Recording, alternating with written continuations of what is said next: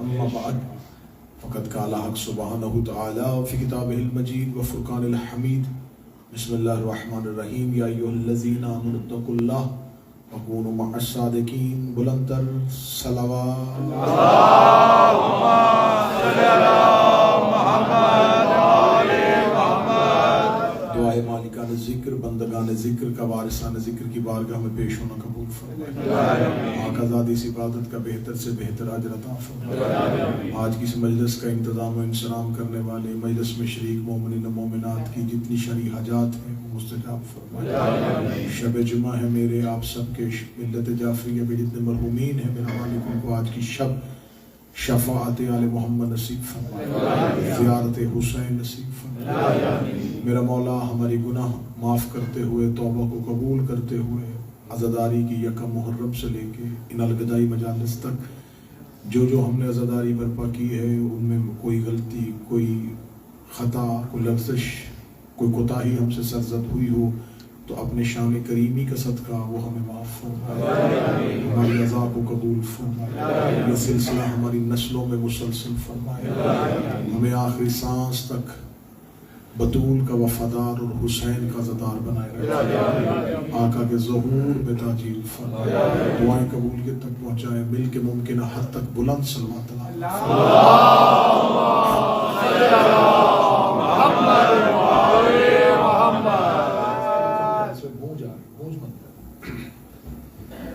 اجازت ہے ذکر شروع سلسلہ گفتگو کل شروع ہوا تھا آج اس کی دوسری نشست ہے کل کی گفتگو کیونکہ سرکار حضرت امام حسن مجتبیٰ کی ذات پر تھی آج بھی کوشش کریں گے کہ اسی سلسلے میں امامت ہی کے سلسلے پہ بات ہو میں نے آپ کے سامنے اللہ کے قرآن سے آیا کریمہ تلاوت کی جس میں خداوند متعال ارشاد فرمایا یا ایھا الذین آمنوا اے وہ لوگو جو صاحبان ایمان اتقوا اللہ تقوی اختیار کرو پرہیزگاری اختیار کرو وکونوا مع الصادقین اور صادقین کے ساتھ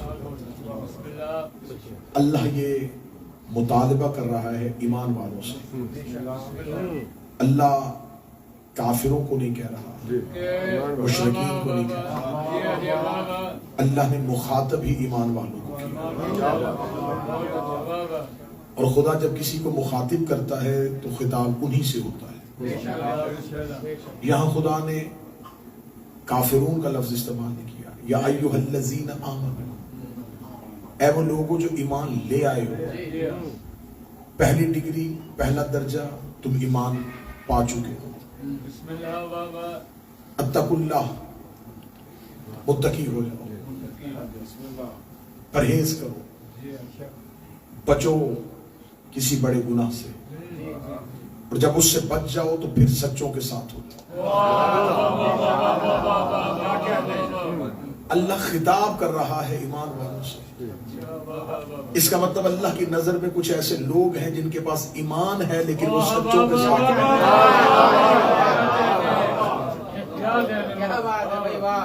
نظر پروردگار میں کچھ ایسے افراد ہیں جن کے پاس ایمان ہے لیکن وہ مع صادقین ہیں سچوں کے ساتھ خدا کہہ رہا ہے کہ ایمان کی تکمیل ہے سچوں کے ساتھ صادقین کے ساتھ اب یہاں خدا کہتا کہ تم ہو جاؤ علم والوں کے ساتھ تو ہمیں پتہ چل جاتا کہ صاحبان علم کون ہے خدا کہتا شجاع لوگوں کے ساتھ ہو جاؤ ہم میدان جنگ میں چلے جاتے کہ شجاع کون ہے مسند علم پہ دیکھ لیتے کہ صاحبان علم کون یہاں خدا نے شرط لگائی ہے کہ صادقین کے ساتھ اب کیسے پتہ چلے اس ساری امت میں صادقین کون جھوٹا بھی کبھی یہ کہ نہیں کہتا کہ میں جھوٹ بول رہا ہوں یہاں لوگ قسم کھا کے جھوٹ بولتے ہیں تو کیسے پتہ چلے کہ سچے کون ہیں کیونکہ سچائی تو انسان کی باطنی صفت کا نام ہے اگر خدا کہتا شجاع کے ساتھ ہو جاؤ تو ہم فوراً دیکھ لیتے کہ جنگ بدر میں اسلام کا شجاع کون تھا احد میں شجاع کون تھا فاتح خیبر کون تھا؟ خندق میں کون تھا؟ خدا صاحبان علم کہہ دیتا ہم فوراً دیکھ لیتے، علم پہ خطبے دینے والا کون تھا، لوگوں کو سکھانے والا کون تھا۔ یہاں خدا صادقین کا لفظ استعمال، تو صادقین کے لیے ہمیں قرآن میں ڈھونڈنا پڑے گا کہ کوئی ایسی جنگ ہے جو صرف سچائی پہ ہوئی،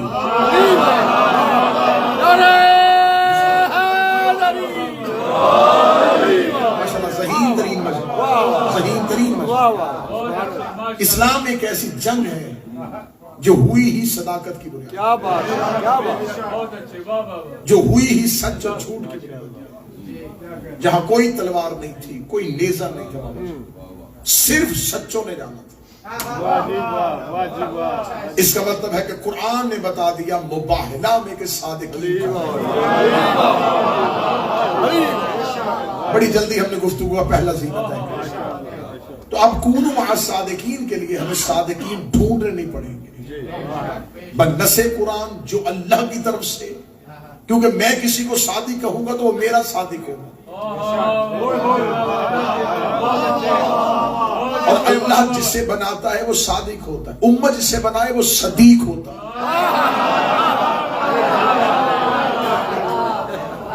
اردو زبان بڑی قلیل زبان ہے، اس میں الفاظ کی بڑی قلت ہے، تو اردو کے ہاں صادق سچا، صدیق سچا، تو لفظ اللہ نے قرآن میں دو رکھے، صدیق بھی رکھا ہے، صادق بھی رکھا ہے۔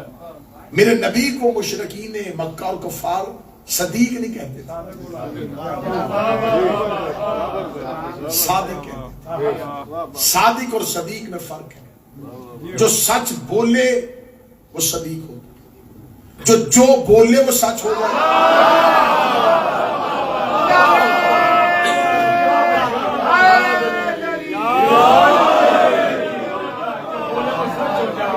جو سچائی کا انتظار کرے وہ صدیق، حق جس کا انتظار کرے،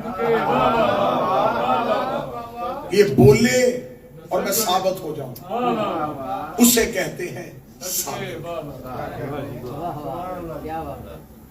تو اللہ نے حکم دیا ہے کہ صادقین کے ساتھ ہو جاؤ۔ اب رسول اللہ کے بعد جھگڑا ہو گیا ہے کہ صادق کون ہے۔ دیکھیں رسول اللہ کے بعد امت کے پاس 3 طبقے ہیں، اہل بیت رسول، ازواج رسول، اصحاب رسول۔ یہ 3 ایسے درجے ہیں جن سے دین ہم نے لینا۔ رسول کے بعد یہ 3 رستے ہیں جس میں مسلمان آ کے بیٹھ گئے۔ سارے فرقے کہتے جی دیکھیں یا دین ازواج سے آئے گا، یا اصحاب سے آئے گا، یا اہل بیت سے آئے گا۔ تینوں طبقوں کا تعلق رسول سے ہے، رسول کی ازواج، رسول کے اصحاب، رسول کی اہل بیت۔ لیکن ایک فرق میری قوم کے بچوں بڑا پیارا ہے، 2 طبقوں کا رسول سے رشتہ کے والا ہے، اہل بیت کا رسول سے رشتہ سے والا ہے۔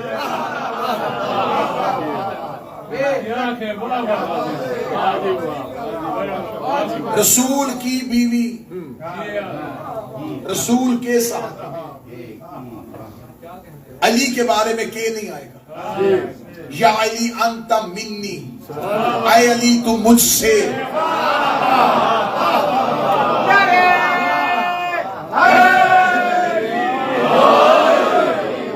الفاطمہ تو بضعۃ منی، فاطمہ مجھ سے، حسن منی، حسن مجھ سے، حسین منی، حسین مجھ سے۔ وہاں کے ہے، یہاں سے۔ درود کے والوں پہ نہیں ہوتا،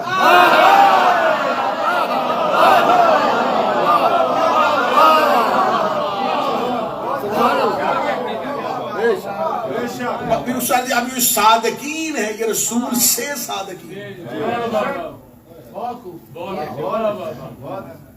اب اللہ نے نام نہیں لیا اور اللہ نے صرف صفت بتائی صادقین کے ساتھ۔ اور لوگوں کو بڑا شوق ہے اللہ کی بتائی صفت پہ اپنی مرضی کی شخصیات کو لے کر۔ اللہ نے صادقین کہا، لوگوں کو اب فکر ہو گئی کہ اگر صادقین ہیں تو ہمارے پاس کچھ ایسے ہونے چاہیے۔ میں بڑی کھلم کھلا بات کرنے کا مجھ سے یہ پالیسی نہیں آتی، مجھے ڈبل پالیسی نہیں آتی، میں ادھر ادھر کر کے زگ زیگ ہونا آتا نہیں، سیدھی سیدھی۔ اب ہمارے پاس بابا جی انصاف پنچایت کی صورت میں مجلس سے فیصلہ، اب اس وقت امت کے پاس ایک صدیق امت کا ہے اور ایک اہل بیت کا، اور ایک صدیق اہل بیت کے پاس اور ایک امت کے پاس۔ امت کے پاس بھی ایک صدیق اور ایک صدیقہ، اہل بیت کے پاس بھی ایک صدیق۔ بات خطرناک موڑ پہ اس لیے آ گئی کہ امت کا صدیق اہل بیت کی صدیقہ کے مقابلے پہ آیا ہے، بندے چپ ہو گئے، اور اہل بیت کے صدیق کے مقابلے پہ امت کی صدیقہ آئی ہے۔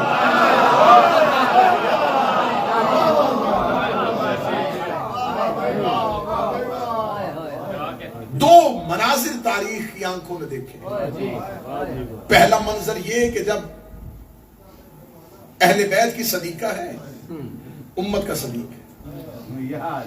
دوسرا منظر تاریخ نے ہمیں دکھایا کہ امت کی صدیقہ ہے، اہل بیت کا صدیق ہے۔ اب قرآن کہہ رہا ہے کہ سچوں کے ساتھ ہو جاؤ۔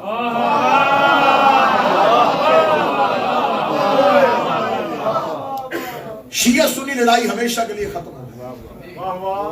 آپ کہہ رہے ہیں کہ یہ صدیق ہے اور یہ صدیق ہے، ہم کہہ رہے ہیں یہ صدیق ہے اور یہ صدیق ہے۔ قرآن کہہ رہا ہے کہ ان میں سے ایک کے ساتھ ہو۔ اب یہاں اہل بیت کی صدیقہ ہے اور امت کا صدیق۔ اب اہل بیت کی صدیقہ میں فضائل پڑھ، دربار خلافت میں کھڑی اور امت کا صدیق، اور اہل بیت کی صدیقہ اپنا دعویٰ ثابت کر رہی ہے، اور امت کا صدیق قرآن کی صدیقہ سے تصدیق مانگ رہا ہے۔ بندے لفظ سن کے بولنے کے ہم نے تاریخ پہ جانا ہی نہیں ہے میرا شیعہ سنی بھائی، ہمیں دیکھنا ہے کہ کیا قرآن کی صدیقہ سے تصدیق کی اجازت ہے۔ تصدیق اس سے مانگی جاتی ہے جس کی ہاں خطا کا امکان ہوتا ہے۔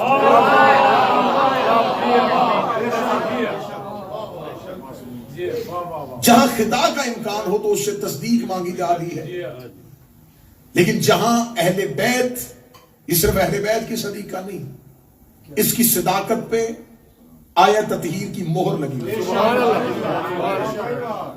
اب میں سطر کہنے لگا ہوں، بات بڑی آسان ہے اگر کوئی سمجھانے والا ہو اور کوئی سمجھنے والا ہو۔ گواہ زہرا سے نہیں مانگا جا رہا، گواہ آیت تطہیر سے مانگا جا رہا۔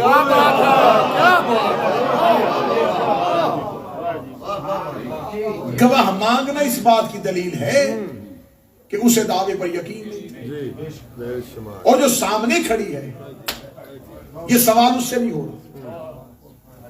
معاذ اللہ العیاذ باللہ، اگر اس کا دعویٰ مکمل نہیں تو الزام اس پہ نہیں آ رہا،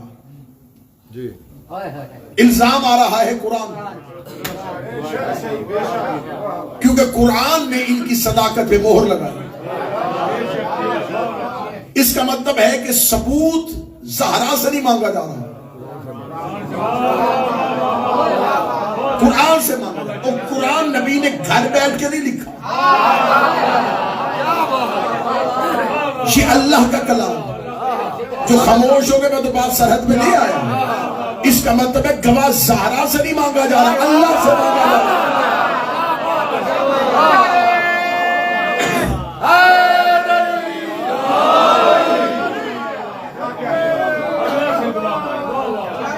گواہ سیدہ سے نہیں مانگا جا رہا، گواہ اللہ سے مانگا، اور اللہ سے گواہ وہ مانگ رہا ہے جو اللہ کی گواہی دیتے ہیں۔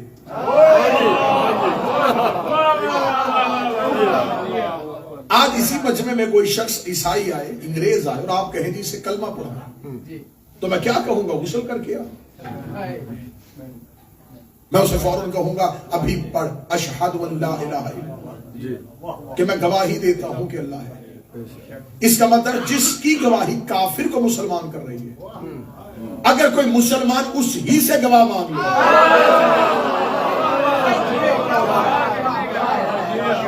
اسلام اللہ پہ گواہی دینے سے ملتا ہے، اللہ سے گواہ لینے پہ نہیں ملتا۔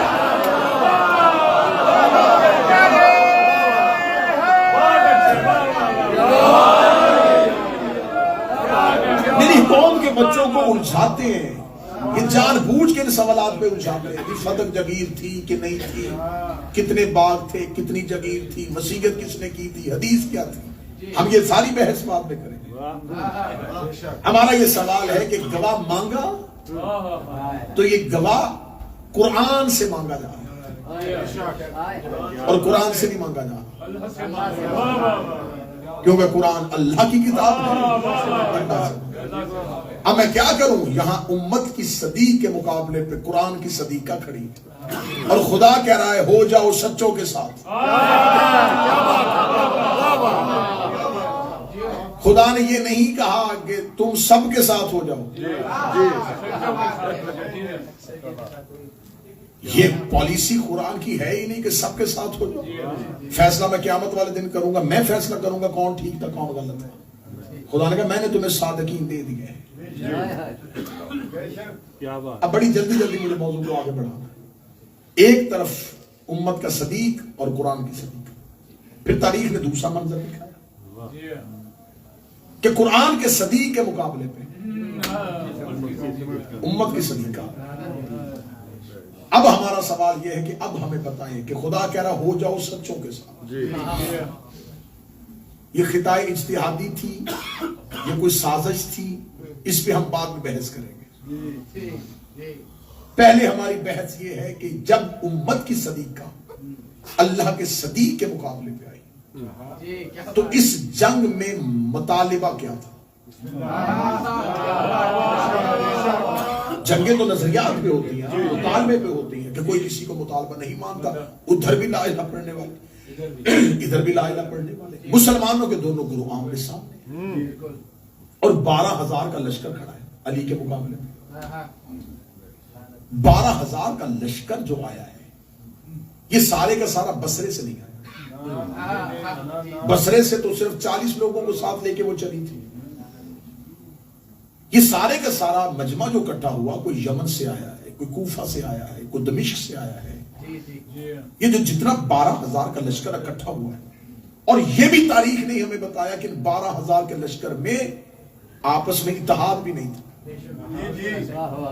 اتنی اختلاف تھا کہ 12,000 کا لشکر ہے اور جماعت اپنی اپنی کروائی جا رہی ہے، اور ایک دوسرے کو سپہ سالار کو ماننے کے لیے تیار ہے، لیکن ان 12,000 میں ایک چیز مشترک ہے، ایک چیز متفرق ہے، علی کی دشمنی۔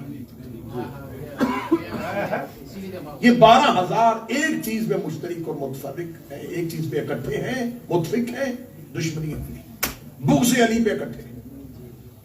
سوال میں ہمیشہ کرتا ہوں، اب ہم نے جواب نہیں دینے، بہت جواب ہم نے دینے، 1400 سال سے یہ قوم صرف جواب دے رہی ہے، اور اتنے عادی ہو گئے ہیں کہ انہیں پتا چل گیا کہ ہم نے صرف جواب ہی دیا،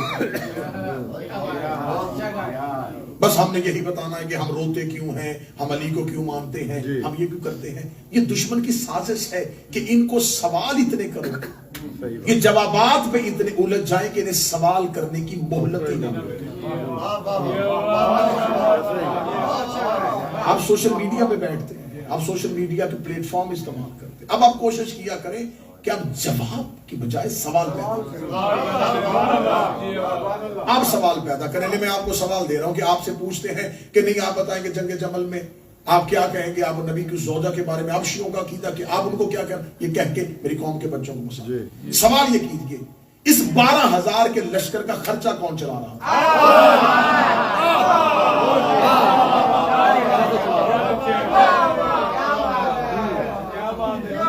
سیدھا سرا ہوتا ہے، صرف سرا. انویسٹیگیشن کرنے والے ادارے صرف سرا پکڑ وہ بہت دور تک لے جائیں. آپ نے صرف پہلا سوال یہ پیدا کرنا ہے کہ حضور بتائیں وہ 12,000 کا لشکر جو کھڑا تھا اس کا خرچ کہاں چلا؟ 2024 سے آپ برطانیہ میں رہنے والے لوگ ہیں. میں کہوں نا جی کل برمنگم امام بارگاہ سے ایک جلوس نکلے گا، اس میں 5,000 لوگ آ رہے ہیں. تو کوئی ایک بندہ ایسا ہے جو 5,000 لوگوں کو صرف پانی کی ایک بوتل دے دے؟ مشکل ترین کام ہے اس دور میں بھی 5,000 لوگوں کو صرف سادہ پانی. 12,000 کا لشکر، لشکر کے پاس گھوڑے، ان کا پڑاؤ، ان لشکر کا رکنا، ان کا 3 وقت کا کھانا، اور وہ عرب کے لوگ تھے. اس دور میں سینڈوچ نہیں ہوتا. ان لوگوں کی خوراک کیا تھی؟ یہ ساری کیلکولیشن نکالیے گا. ان لوگوں کی خوراک، اچھا ان میں سے جو لوگ آئے ہیں وہ سارے کے سارے محبت میں پیشہ ور فوجی، ان کو مہینے کی تنخواہ چاہیے، ان کو میدان میں کھڑے ہونے کے لیے اپنے روزانہ کے اخراجات چاہیے. 12,000 کے لشکر کا 3 وقت کا کھانا، تنخواہیں، رکنا، ان کو ٹھہرانا، یہ سارے کا سارا خرچ کون چلا رہا تھا؟ یہ حکومت کے ذمہ تھا، تو حکومت والی کے پاس ہے.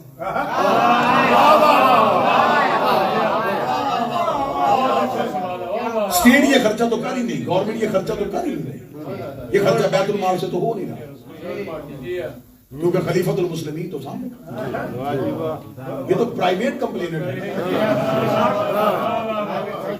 مدعیہ جو ہے اس کا تعلق جو ہے. اچھا تو یہ کس کی کمانڈ میں لشکر آیا ہے؟ رسول کی ایک زوجہ کی. تو خرچ کس نے کیا؟ کیونکہ آپ تو کہتے تھے کہ رسول کچھ بھی نہیں چھوڑتے. چلا گیا میرا بھولا رسول.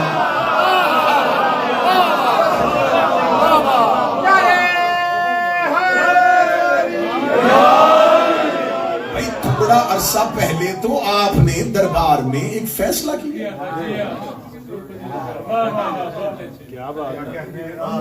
رسول کی میراث نہیں ہوتی، رسول جو چھوڑتے ہیں وہ صدقہ ہوتا ہے. تو رسول نے تو جو چھوڑا تھا وہ صدقہ تھا. ان کے پاس مال کہاں سے آیا؟ اس کا مطلب اس دور میں بھی کوئی MI6 ہے. یہ خفیہ خرچے کہاں سے آئے؟ میری مجلس میں کوئی اکاؤنٹس کا اسٹوڈنٹ بیٹھا ہو، کوئی بینکر بیٹھا ہو، تو وہ میری اس بات کی گواہی دے گا کہ جب آپ کسی کمپنی کا آڈٹ کرتے ہیں تو اگر آپ اس اکاؤنٹس کے سسٹم کو سمجھتے ہیں تو آپ جب اس کمپنی کا آڈٹ کریں گے تو آپ اس میں نکالیں گے، ماشاءاللہ بزنس مین ہے، جب آپ اس کو نکالیں گے تو آپ ایکسپینس علیحدہ نکالیں گے، پروفٹ علیحدہ نکالیں گے. جب آپ پوری کی وہ ٹرانزیکشنز نکال رہے ہوں گے تو اس میں ایک فگر ایسا آئے گا جو پروفٹ کی صورت میں کمپنی میں آیا ہے لیکن ایکسپینس کی صورت میں کہیں نظر نہیں آ رہا. تو نیچے جب کیپٹل آئے گا، گرینڈ ٹوٹل کیا جائے گا تو اس کو فگر کو علیحدہ لکھ دیا جائے گا کہ یہ ایک فگر ایسی ہے جو پروفٹ میں آئی ہے، ایکسپینس میں نہیں. آرڈر کرتے ہوئے ایک ایکسپینڈیچر آ گیا، ایک ایکسپینس آ گیا، یہ ایکسپینس ہوا ہے لیکن اس کے بدلے میں پروفٹ تو کہیں سے بھی نہیں آیا. تو جب پروفٹ نہیں آیا تو یہ ایکسپینس کہاں سے ہوا؟ نیچے وہ فگر بھی نکل جائے گی. میں نے خود اکاؤنٹس پڑھی ہے، میں نے بی کام کیا ہے. میں اس معاملے کو سمجھتے ہوئے اس کی گہرائی تک پہنچا کہ اسلام کا جب آڈٹ کیا ہے تو اسلام میں ایک ایکسپینس ہے جس کے سامنے والے کالم میں پروفٹ نہیں ہے اور ایک پروفٹ ہے جس کے سامنے کوئی ایکسپینس نہیں ہے. میں ابھی آپ کے ساتھ، کیونکہ اسلام بادشاہت والا مذہب تو ہے نہیں. رسول کو درہم و دینار اور کو ٹوکرے تو چھوڑ کے نہیں گئے. رسول اللہ کی سگی بیٹی کو میراث سے محروم اس لیے کیا گیا کہ نبی کچھ نہیں چھوڑ کے جاتے. نبی جو چھوڑ کے جاتے ہیں وہ صرف صدقہ ہوتی ہے اور امت کا حق ہوتی ہے. مجھے اس ایک واقعے کے بعد پوری تاریخ میں کہیں نہیں ملا کہ کسی خلیفہ نے بیٹھ کے دربار میں اعلان کیا ساری امت اکٹھی ہو تاکہ رسول کی میراث صدقہ کر کے بانٹے، وہ بطور صدقہ بھی تقسیم نہیں ہوئی۔ پھر آج کے شرعی لا کے مطابق جب اگر ایک شوہر میراث چھوڑ کے جائے تو اس کی اگر اولاد ہے تو اس اولاد کو حصہ ملے گا، اور اس کی جو بیوی ہے اس کو 8واں حصہ ملے گا۔ زوجہ کا کتنا حصہ ہوتا ہے؟ مانیے 8واں حصہ۔ جب رسول نے دنیا چھوڑی تو 9 بیویاں زندہ ہیں۔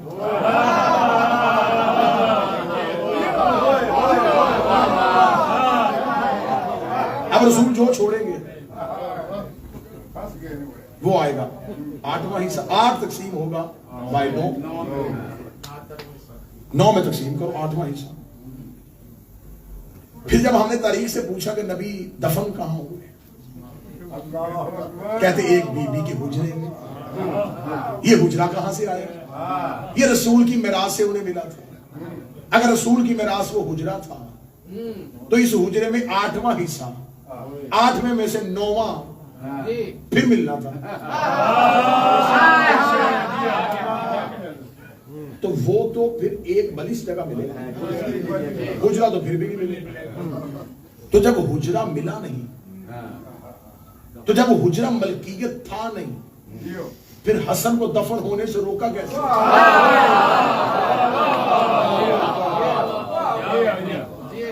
اب میں بتاؤں آپ کے سامنے کہ 2 چیزیں ہیں۔ ایک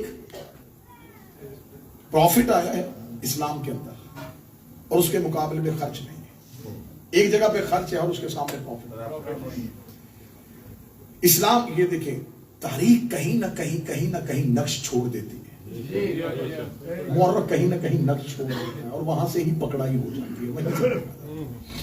اس میں لکھا ہے کہ دوسری خلافت کے دور میں جب فتح کیا، یہ مدائن فتح ہوا جو اس وقت کا کسرا تھا، جو ایران تھا، اس میں جو کسرا، جو ایران کا جو بادشاہ ہوتا ہے اسے کسرا، اس کا جو محل تھا اسے مسلمان کے لشکر نے لوٹا۔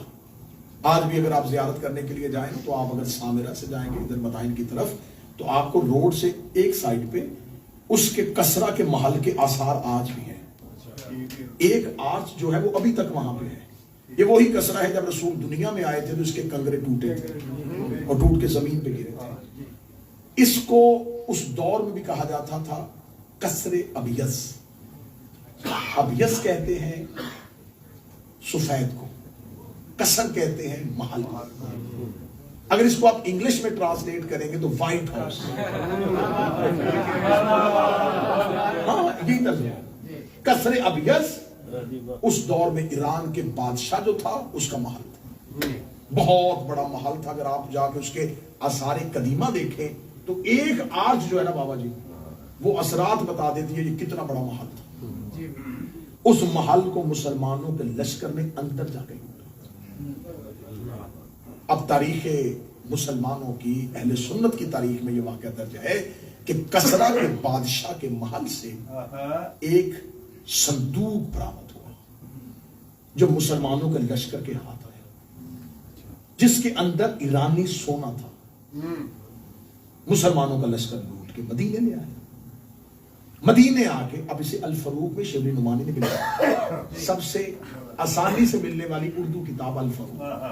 اس کے علاوہ جتنی عربی چاہیں گے، جتنی کتابیں چاہیں گے، تمام میں اس میں لکھا۔ جب وہ صندوق لے کے آئے دوسرے خلیفہ کے تو صندوق کو توڑا گیا اور کھولا گیا، جولری باکس، اس کے اندر آنکھوں کو چدھلا دینے والا سونا۔ عرب کے لوگوں نے ایسا سونا کبھی دیکھا نہیں، خبر ہی نہیں تھی۔ وہ اگر تجارت بھی کرتے تھے تو اجناس میں تجارت کرتے تھے، کھجوریں دے کے چادریں خریدتے۔ اس دور میں درہم و دینار کے ساتھ بہت امیر لوگ تجارت کرتے تھے، ورنہ لوگ چیز دے کے چیز لیا کرتے تھے۔ انہیں کیا خبر تھی سونے کی؟ جب گیا تو اندر آنکھوں کو چندھلا دینے والا سونا۔ مسلمانوں نے دیکھا، عرب کے وہ بدووں نے۔ اب یہاں پر الفروق شبلی نعمانی نے بھی لکھا کہ جب وہ دکھایا گیا تو اسے کہا کہ اب اس کو لشکر میں تقسیم کیسے کریں.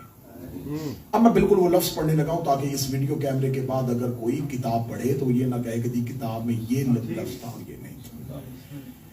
خلیفہ دوم نے دیکھنے کے بعد کہا اے میرے مسلمان بھائیوں،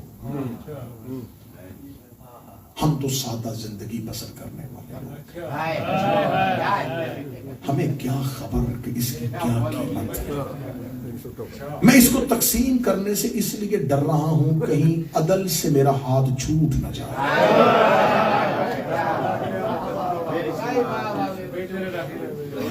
اس کو میں تقسیم اس لیے نہیں کر رہا تقسیم کرتے ہوئے کیونکہ میں اس کی قیمت کو نہیں جانتا. عدل سے میرا ہاتھ چھوٹ جائے گا، بروز محشر اللہ کی بارگاہ میں کیا جائے گا. اور یہ کہہ کر رونا شروع کر دیا. امت نے کہا، مسلمانوں نے کہا آپ جو فیصلہ کریں گے منظور ہے.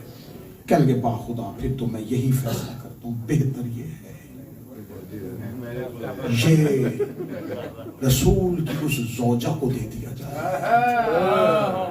جن سے نبی بے پناہ محبت کرتے تھے، تاکہ وہ میری اور آپ کی اللہ کی بارگاہ میں سفارش کرے. مسلمانوں کے اجماع نے کہا جو آپ نے فیصلہ کر لیا ہمیں منظور ہے. اور وہ باکس اٹھا کے جب اندر بھیجا گیا تو وہ پردے کے قریب آئی اور انہوں نے آواز دی با خدا میں اللہ کی بارگاہ میں گواہی دوں کہ رسول کے بعد تو نے میرے ساتھ سب سے زیادہ شفقت کی ہے.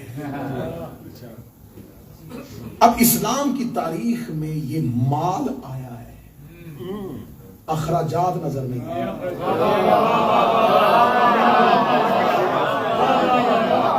یہ آمدن آ گئی ہے، لکھی گئی ہے اسلام کے کھاتے میں، آ گئی ہے کیونکہ لشکر ذاتی بنیاد پہ نہیں گیا، اسلام کا لشکر بن کے گیا نا. تو اسلام کے لشکر نے یہ لوٹا ہوا مال یہ آمدن میں آیا ہے، اخراجات میں نہیں آیا. یہاں مجھے آمدن نظر آ رہی ہے، جمل میں مجھے خرچہ نظر آ رہا ہے، آمدن نظر نہیں آ رہی. پھر پتا چل گیا یہ آمدن علی کے خلاف استعمال کی گئی.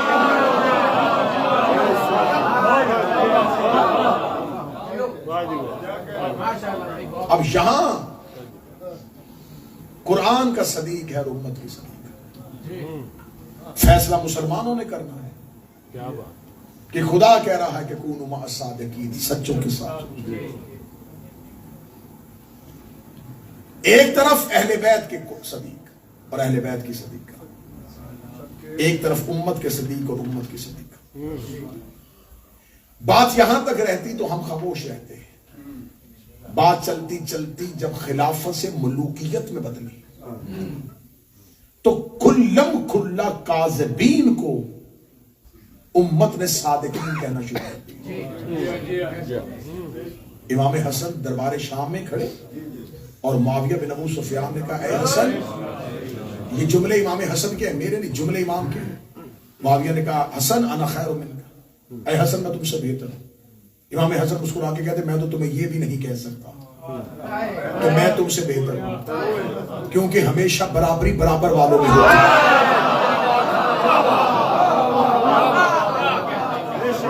میں تو تمہیں یہ بھی نہیں کہہ سکتا، میں تو تمہیں اپنے برابر بھی نہیں سوچ سکتا کہ میں تمہیں یہی کہتا ہوں انا خیر منک، میں تم سے بہتر ہوں. کتنا بڑا دکھ ہے کہ ایک طرف صبت اکبر ہے، رسول کا بیٹا.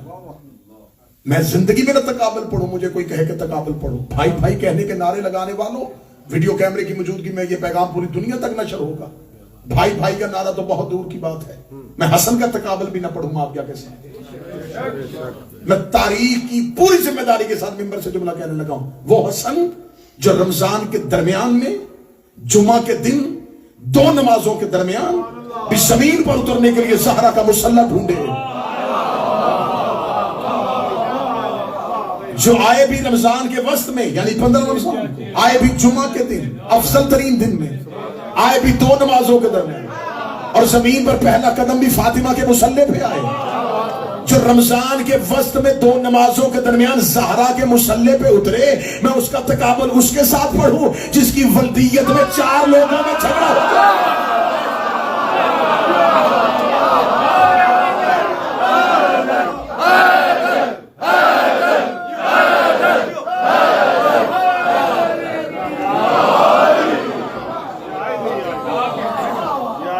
بعد میں نے خطیبانہ کوئی نکتہ نہیں کیا، نکتہ بیان نہیں، نزا ہوا، طریقری جھگڑا ہوا، جرگے میں فیصلہ ہوا، ناچتی ہوئی ماں نے جا کے ایک فرد کے گلے میں ہاتھ ڈال کے کہا کہ یہ تیرا بیٹا ہے، جس کی ولدیت کے فیصلے جرگوں میں ہوں،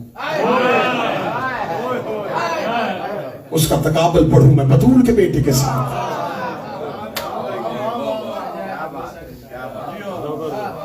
مولا امیر المومنین نے مسجد کوفہ میں بیٹھ کے خطبہ دیتے ہیں، فرمایا تکلیف ہے مجھے، دکھ ہے مجھے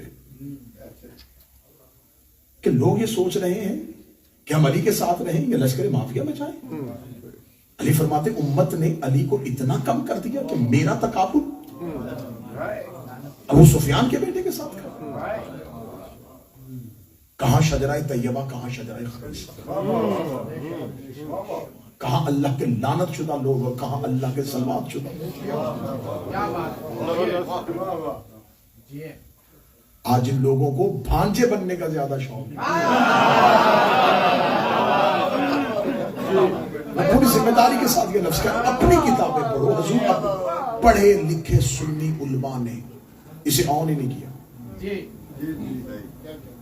پڑھے لکھے علماء سے اہل سنت جو ہیں وہ نہیں معاویہ کو مانتے، آج بھی وہ اپنی ضد پہ کھڑے ہو کہتے نہیں ہم اسے اپنے کھاتے میں نہیں ڈالیں گے۔ انہیں خبر اگر اسے اپنے کھاتے میں ڈال لیں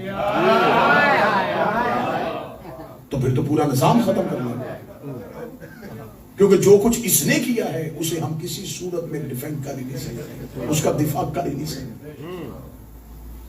بخاری مسلم یہ شاگرد ہے، امام نسائی ان کا استاد ہے جس کی سنن ہے۔ جائیں جا کے کسی اہل سنت جو پڑھا لکھا عالم دین اس کے سر پہ قرآن رکھ کے پوچھو امام نسائی کا قتل کیوں ہوا تھا، اسے کیوں مارا گیا تھا؟ اس نے تقریر کرتے ہوئے اہل بیت کے فضائل پڑھ رہا تھا، سامنے سے ایک بندہ اٹھا، اس نے صرف تجھے علی کے بارے میں حدیثیں آتی ہیں، تجھے امیر معاویہ کی شان میں کوئی حدیث یاد نہیں۔ اس نے کہا اس کی شان میں ایک ہی حدیث آئی ہے کہ رسول اللہ نے کہا تھا کہ خدا کبھی بھی تیرے پیٹ کو نہ بھرے، اور یہ حدیث صحیح مسلم میں پڑھی ہوئی، صحیح مسلم میں پڑھی ہوئی۔ اس نے صرف ایک حدیث کے علاوہ تو مجھے اس کی شان میں کچھ بھی نہیں ملا۔ یہ کہنا تھا، لوگوں نے گریبان سے پڑھ کے زمین پہ اتارا، مارنا شروع کیا اور پیٹتے ہوئے وہاں سے لے گئے، اسی مار کے ساتھ اس کا قتل ہو گیا اور اسے جا کے تاریکی میں چھپا کے مکے میں دفن کر دیا گیا۔ اگر لوگوں کو پتہ چل گیا تو اس کی قبر سے نکال کے بھی اس کو مار۔ پورا اہل سنت کی تاریخ میں ایک دور ہے فتنہ وضع حدیث، جس میں جھوٹی حدیثیں گڑی گئی، اتنی جھوٹی حدیثیں گڑی گئی، اتنی جھوٹی حدیثیں گڑی گئی۔ میں ممبر پہ وہ حقائق پڑھوں، بابا جی یقین کریں مجمع کہہ کے لگائے کہ بڑی غیر سنجیدہ گفتگو ہو رہی، جبکہ وہ غیر سنجیدہ نہیں، وہ حقائق ہے۔ لوگ بازار میں سبزی خریدنے کے لیے حدیثیں لے کے جاتے ہیں، اتنی حدیثیں لے لو اور ہمیں، اتنی حدیثیں لے لو اور ہمیں سبزی دے۔ کتنی حدیثیں بیان کی جا رہی تھی صرف اہل بیت کے بغض میں، علی کے مخالف۔ اس نے شام کے اندر لوگوں کے ذہن میں علی کی دشمنی اتنی پھیلائی، ایک لشکر اکٹھا کرتا، اس کے رات کے وقت کسی قبیلے میں جا کے وہ لشکر جو ہے وہ جا کے حملہ کرتا، وہاں سے جا کے حملہ کر کے نقاب پوش لوگ جاتے ان صحرائی لوگوں سے کہہ دیتے، کہہ دینا علی آیا تھا۔ اس دور کے بچے بکریوں سے کھیلتے تھے، اس کا سپاہی آتا چھوٹے سے بچے سے بکری چھینتا، بکری چھین کے لے جاتا، کہہ دینا حاکم شام کو علی آیا تھا۔ پیچھے سے معاویہ کا سپاہی آتا، روتے ہوئے بچے کو دیکھتا، کہتا یہ دیکھ علی بکری چھین کے گیا تھا، میں واپس لے آیا۔ اس کے دل میں محبت پھیل جاتی، علی چھینتا ہے معاویہ دیتا ہے۔ ایک نسل پروان چڑھائی اس نے علی کی دشمنی، ایک نسل پالی اس نے علی کی دشمنی، فتنہ وضع حدیث کا دور قائم کیا اس نے، اہل بیت کے خلاف حدیثیں لکھوانی شروع کی، اتنی حدیثیں لکھوائی گئی ہیں، اتنی حدیثیں لکھوائی گئی ہیں۔ کتابیں کہتی ابو حنیفہ بیٹھا ہوا ہے اور سامنے سے ایک شخص کھڑا ہو گیا، حدیث پڑھا کہ میں نے ابو حنیفہ سے سنا ہے، اور وہ اس کو کہہ رہا ہے خدا تجھے جہنم میں منہ کے بل گرائے، یہ حدیث میں نے تو بیان کی۔ اس کا تو کون ہے؟ اس کا میں ہی ابو حنیفہ جس کے بارے میں تو یہ حدیث ہے۔ میں نے کہا تھا نا کہ یہ واقعات میں پڑھوں گا تو مسکرائیں، لیکن یہ تاریخی آپ ان تمام بدماشیوں کو سمجھیں گے تو آپ کو ذہن میں آئے گا کہ مولا حسن کا دور کون سا تھا، کن لوگوں کا لشکر اکٹھا کرتے ہیں وہاں سے، کن لوگوں کو اپنی بیعت پر امادہ کرتے ہیں. اور ایک جملے پہ شیعت کھڑی ہے، بیعت کروائی نہیں جاتی، کی جاتی ہے. زبردستی بیعت نہیں ہوتی، بیعت کروائی نہیں جاتی. امام بیعت کرواتا نہیں ہے، امام کی بیعت ہوتی ہے. لشکر ملے تو امام قیام کرتا. امام حسن علیہ السلام کا دور صرف 20,000 کا لشکر، اس میں سے 12,000 کا لشکر عبید اللہ ابن عباس کی قیادت میں 1,00,000 درہم میں معاویہ کے ساتھ سودا کر کے رات کی تاریکی میں امام حسن کو چھوڑ دیتے. پیچھے امام کے پاس 8,000 بچتے، 4,000 واپس جانے کے لیے مادہ ہو جاتا ہے. وہ کہتے ہیں ہمیں امامت میں کبھی اتنا شک نہیں ہوا جتنا آج ہو رہا ہے. 2,000 لوگ ہیں صرف، اور وہ بھی امام کو کیا کہہ کے سلام کرے، السلام علیکم یا مذل المومنین، میں مومنوں کو ذلیل کرنے والے تجھ پر ہمارا سلام. اب جو امام نے شرائط لکھوائی تھی، امام نے شیعوں کو بچایا تھا، ہمارے شیعوں کو کچھ نہ کہنا، کوفے والوں کو نہ قتل کرنا، بصرے میں تمہارا کوئی سپاہی نہ جائے. یہ جو امام بندے بچا رہے تھے یہ کربلا کے لیے بچا رہے تھے. حسن کربلا کے مکتب کی ابتدا کا نام، محنت حسن نہ ہوتی تو کربلا نہ ہوتی. سلام کیا کرو اس امام کو جس کے تدبر نے، جس کی حکمت نے اتنی زمین سازی کر دی کہ ملوکیت کو حسین نے کربلا میں بے نقاب کر دیا. اتنی محنت کی معاویہ نے، اتنی محنت کی، رشوت کے بازار گرم کیے، ممبر خریدے، خطیب خریدے، فتوے خریدے، ملا خریدے، کیا فائدہ ہوا؟ حسین نے 6 گھنٹے میں برباد کر دیا. نسل یزید تک نہ چل سکی، اور شام میں نہ کوئی امام گیا نہ کوئی نبی گیا. یزید کا بیٹا اس نے تخت پہ آ کے باپ پہ بھی لعنت کی، دادے پر بھی لعنت کی، پوری اپنی نسل پہ لعنت کی. میں بڑی خوبصورت سطر کہنے لگا، یزید کے بیٹے نے قرآن پڑھ کے باپ پہ لعنت نہیں کی، زینب کی تقریر سن کے لعنت کی.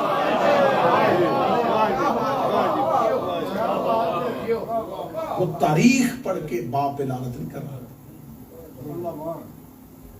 عالیہ کی تقریر نے یہ اثر کر. اس کے بعد ان میں روش قائم ہو گئی. بنی امیہ کا دور گزرا تو بنی عباس پھر آ گئے علی ابن موسیٰ رضا کے پاس. رضا حکومت کو قبول کر، کیونکہ مجھے حکم ہے بھائیوں کی طرف سے، ماتمیوں کی طرف سے، کیونکہ امام رضا کی شہادت 3 روایات کے ساتھ 23 ذوالقعدہ، 17 صفر، 29 صفر. یہ اہل بیت کی غربت ہے. ان کی شہادت کی تاریخ بھی ایک نہیں ہے.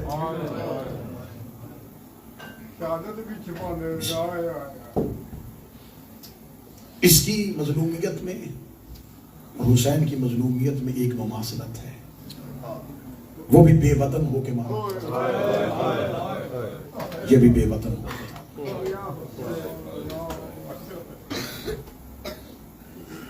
امام رضا بے وطنی میں شہادت ہے. لیکن میں تابوت آنے سے پہلے کہوں گا، اے مولا علی ابن موسیٰ رضا، اے میرا مشرق کا والی، اے موسیٰ کاظم کا بیٹا، مولا بے وطن ہو کے مارے گئے، لیکن تیری بہن کم تک چلی گئی تھی. کم میں موسیٰ بن خزرج نے گھر خالی کروا دیا تھا رضا کی بہن کے لیے. آج بھی جو کم گئے ہو اس گھر کو بیت النور کہتے ہیں. موسیٰ نے کم کے شیعوں کے ساتھ جا کے رضا کی بہن کا استقبال کیا تھا. ہائے زینب جب شام کے بازار اس کا پتھروں سے استقبال. ماتمی عزادار دور دراز سے آئے ہیں شب جمعہ आज़ादारी की रूहानियत है। मैं मुसाहिब की इब्तिदा में दुआ कर रहा हूँ, मेरा मौला तुम्हें जिंदगी में एक दफा कब्र हुसैन की एक बार करबला जरूर जाना। आबाद नजफ भी है, आबाद मशहद भी है, आबाद काज़मैन भी है, लेकिन जो जाहिर ज़ियारत कर चुके हैं वो मेरी बोल के गवाही देंगे। जाहिर को किसी ज़ियारत से वापस आते इतनी तकलीफ नहीं होती जितनी करबला से आते होते। बाबा जी, मैंने मशहद से जाहिर को खुश पलटते देखा है, मैंने नजफ से जाहिर को पलटते देखा है, मैंने करबला से कब्र हुसैन से वापस आता हर जाहिर होता देखा है। 7 दिन रहे, 10 दिन रहे, 15 दिन रहे, मुश्किल तरीन होती है जाहिर की अलविदाई ज़ियारत।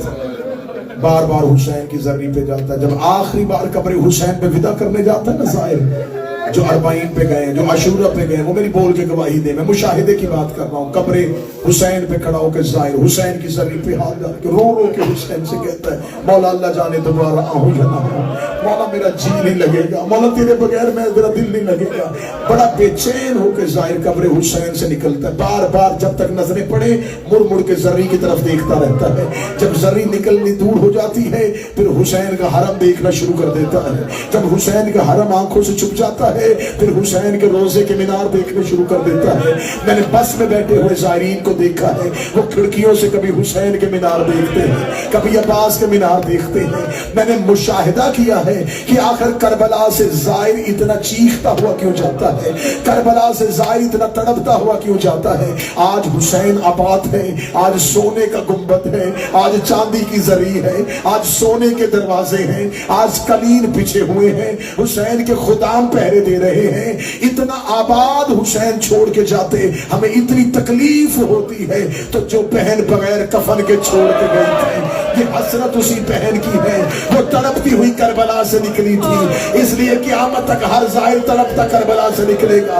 वो रो रो के कह रही थी, हुसैन मेरा बड़ा जी चाहता था मैं तेरा चेहलम करबला में करता। वो भाई को दफन न कर सकी, वो भाई को कफन न दे सके। आ गए मेरे मौला 8वें शहंशाह खुरासान, दरबार में बुलाया। मलऊन ने इमाम, जब इमाम घर से निकले तो इमाम अपने सहाबी अबा सल्लत को साथ दे। अबा सल्लत साथ चल रहा था। इमाम ने चाहते हो अबा सल्लत, क्या तू जानता है ये तेरी अपने इमाम से आखिरी मुलाकात।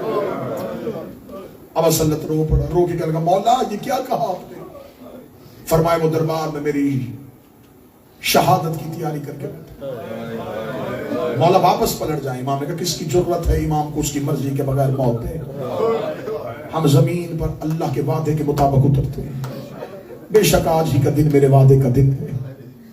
अबा सल्लत, अगर उसके दिल में रहम आ गया और वो मेरे कत्ल से बाज आ गया, अबा सल्लत तू दरबार के दरवाजे पे रहना। जब मैं दरबार से बाहर आऊं, अगर मेरे सर पे अमामा हो समझ लेना कि जहर नहीं मिली, और अगर मेरे सर पे चादर हो समझ लेना मुझे जहर मिल गई। ये कह के इमाम रजा तो दरबार के अंदर चले गए। अबा सल्लत दरवाजे पे बैठ गया। दरवाजे में बैठ के रो रो के कहता रहा, या बीबी ज़हरा, बीबी परदेश है, तेरा बेटा तन्हा है, बीबी अपने बेटे की हिफाजत करना। अबा सल्लत अपनी मोहब्बत का इजहार करता रहा। अबा सल्लत की आंखें खुली जब अबा सल्लत ने देखा इमाम रजा बाहर आ रहे हैं, सर पे चादर है, इमाम का मुंह ढपा हुआ, इमाम का ढका हुआ चेहरा देखा। अबा सल्लत ने चीखें मारनी शुरू की। अबा सल्लत इमाम के पीछे चला। अबा सल्लत इमाम के पीछे चल रहा था। तारीख के जुमले हैं, इमाम जहां से पांव उठा रहे थे नीचे से जमीन सुर्ख हो रही थी। जहर की शिद्दत इतनी थी, इमाम के पांव के तलवे फट गए, इमाम की हथेलियों से लहू आना शुरू हो गया। अबा सल्लत सारे रास्ते में इमाम को कहता रहा, मौला कोई बात करे, मौला कोई कलाम करे। अबा सल्लत इमाम को लेके घर आया। अबा सल्लत ने जल्दी से बिस्तर लगाया। मौला दे कहने लगा, अबा सल्लत मुझे छोड़, जा मेरे नौकर को लेके। जब अबा सल्लत हरबी को लेने के लिए घर की तरफ चला, ये इमाम का नौकर है, नाम इसका हर समाए हर भी। इमाम ने फरमाया हर समा को बुला। ये दो नौकर हैं इमाम के, बसल्लत और हर समा। अब असल्लत हर समा के घर की जानब चला, इमाम को जहर मिली हुई है, इमाम घर पे है। अब असल्लत जब हर समा के घर की तरफ चला, अब असल्लत ने जाके हर समा का दरवाजे पे दस्तक दी। और ये रास होता है, जब इमाम को जहर मिल जाए आसमान पे सूखी जाती है, तेज आंधियां चलती हैं, रात अंधेरी हो जाती है, क्योंकि कायनात इमाम के गम में निढाल हो जाती है। इमाम को जहर मिल चुकी थी, तेज आंधियां चलनी शुरू हो गई, मौसम शदीद बिगड़ गया, तूफानी बारिश होना शुरू हो गई। इधर अबा सल्लत हर समा के दरवाजे पे पहुंच गया, हर समा के दरवाजे पे पहुंचा, हर समा नमाज़े ताकीबात पे बैठा हुआ था। अबा सल्लत रो कहता छोड़ मुसल्ला, इमाम को जहर मिल गई। रोते हुए अबा सल्लत और हर समा खुरासान की गलियों में कभी इस दीवार से, कभी इस दीवार से, कभी इस दीवार से, कभी इस दीवार से लगते लगते जब इमाम रजा के घर पहुंचे, अबा सल्लत थोड़ी देर पहले गया था तो इमाम रजा बिस्तर पे थे। अबा सल्लत ने जाके घर में चराग रोशन किया, इमाम का बिस्तर खाली था। हर समा देखा था कहां है मेरे मौला। अबा सल्लत कहता मुझे कसम है रजा की, मैं इमाम को बिस्तर पे छोड़ के गया था। हर समा की चीख निकली, रो के कहने लगा चराग नीचे कर। इमाम जमीन पे ऐसे तड़प रहे थे जैसे मछली बगैर पानी के तड़पती है। अबा सल्लत ने इमाम को तड़पते हुए देखा। अबा सल्लत ने इमाम के कदमों पे हाथ रखा, रखेगा मौला जहर की शिद्दत ज्यादा है। इमाम रो के मुझे बता तुझे आने में देर की हो गई।